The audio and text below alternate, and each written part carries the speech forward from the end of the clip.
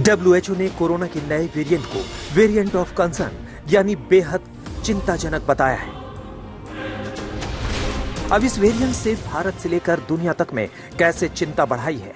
दिल्ली और महाराष्ट्र में उन देशों की फ्लाइट्स पर रोक लगाने की मांग शुरू हो गई है जहां जहां कोरोना का नया वेरिएंट मिला है। दिल्ली सबसे ज्यादा संवेदनशील शहर है। यहाँ पर फ्लाइट्स आती हैं जिसके जरिए जो यात्री आते हैं अगर उनको वायरस है तो वो फैलाते हैं उसको खुलेआम।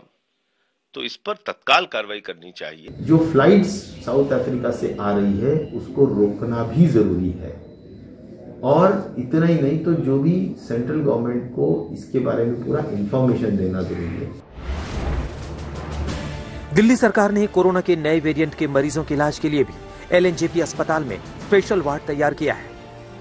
इस वार्ड में 40 बेड का इंतजाम किया गया है।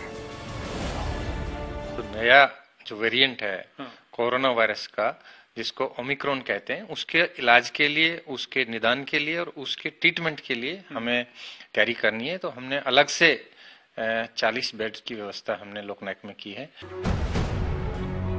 लेकिन दक्षिण अफ्रीका और उसके पड़ोसी देश बोत्सवाना में कोरोना के नए वेरिएंट ने गुजरात के हीरा कारोबारियों की भी चिंताएं बढ़ा दी हैं। जिस तरह से अफ्रीकी देशों की फ्लाइट बैन करने की मांग की जा रही है, सूरत के हीरा व्यापारियों का कहना है कि अगर ऐसा हुआ तो हीरा इंडस्ट्री चौपट हो जाएगी, क्योंकि सूरत में 40% से अधिक रफ हीरा अफ्रीका से ही आता है।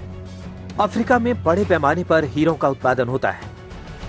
अभी अफ्रीका में जो ओमिक्रॉन वेरिएंट कोरोना का जो नया आया है उससे अभी सब कंट्री उसकी फ्लाइट के साथ बैंड लगा रही है और अपनी जो रफ है वो जो अपना पीठ बोलते हैं कि अफ्रीका में जो DTC बोलते हैं वो उसका मेन ऑफिस भी बोत्सवाना में है। अगर वहाँ पे भी कोरोना का ये जो स्वरूप है ज़्यादा फैल गया तो अपनी डायमंड इंडस्ट्री में 100% उसका इफेक्ट आएगा। जिन देशों में अब तक ओमिक्रॉन फैल चुका है वहां से आने वालों के लिए सरकार ने सख्त निर्देश दिए हैं।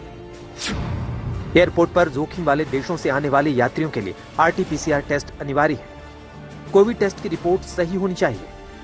नकली रिपोर्ट के केस में यात्री पर आपराधिक केस चलाया जा सकता है। पॉजिटिव यात्री के नमूने INSS COG लैब नेटवर्क में जीनोमिक टेस्ट के लिए भेजे जाएंगे। नेगेटिव आने पर भी 7 दिन के लिए घर पर क्वारंटीन रहना होगा। 8वें दिन RT-PCR टेस्ट होगा। विदेश से आने वाले सभी यात्रियों के पिछले 14 दिनों की यात्रा का विवरण देना होगा। हम आपको बता दें कि 17 दिसंबर से भारतीय क्रिकेट टीम दक्षिण अफ्रीका दौरे पर जा रही है। ऐसे में सवाल ये उठ रहा है कि क्या टीम इंडिया को दक्षिण अफ्रीका जाना चाहिए। हालांकि दक्षिण अफ्रीका के विदेश मंत्रालय की तरफ से कहा गया है कि भारतीय क्रिकेट टीम को हर तरह की सुरक्षा दी जाएगी, फुल बायो सिक्योर एनवायरनमेंट दिया जाएगा। लेकिन इस खौफ के बीच बनारस हिंदू यूनिवर्सिटी यानी BHU से एक गुड न्यूज आई है। यहाँ के जीव विज्ञान विभाग का कहना है कि कोरोना का नया वेरिएंट भारत के लिए घातक नहीं होगा। ये दावा कोरोना वायरस की जीनोम सीक्वेंसिंग के बाद किया गया है। साथ में इंडिया के लिए सबसे बड़ा उससे बेहतर जो प्लस पॉइंट ये है कि डेल्टा वेरिएंट से इंडियन लोग जो 4th सीरो सर्वे आया था ICMR का 70% के आसपास लोग ऑलरेडी इन्फेक्ट होकर ठीक हो चुके हैं और अगर आप देखेंगे 5 से 10% ही री इन्फेक्शन रेट है। तो इसका मतलब भारत की एक बहुत बड़ी पॉपुलेशन जो है उसमें री इन्फेक्शन, अगर ये वेरिएंट मान लीजिए बहुत तेजी से भारत में फैला भी तो बहुत कम लोगों को री इन्फेक्शन होगा और भारत के लोग फिर भी जो है इस वेरिएंट से बचे रहेंगे। और ये अच्छी बात है कि अभी तक भारत में कोरोना के नए वेरिएंट का कोई केस नहीं मिला है।